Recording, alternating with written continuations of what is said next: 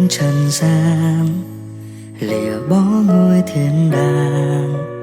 Vì quá yêu nhân gian nên Ngài mang lấy thân người phàm. Ngài gánh thay tội con, chịu chết trên thập tự, ấy lý do Ngài đến đời.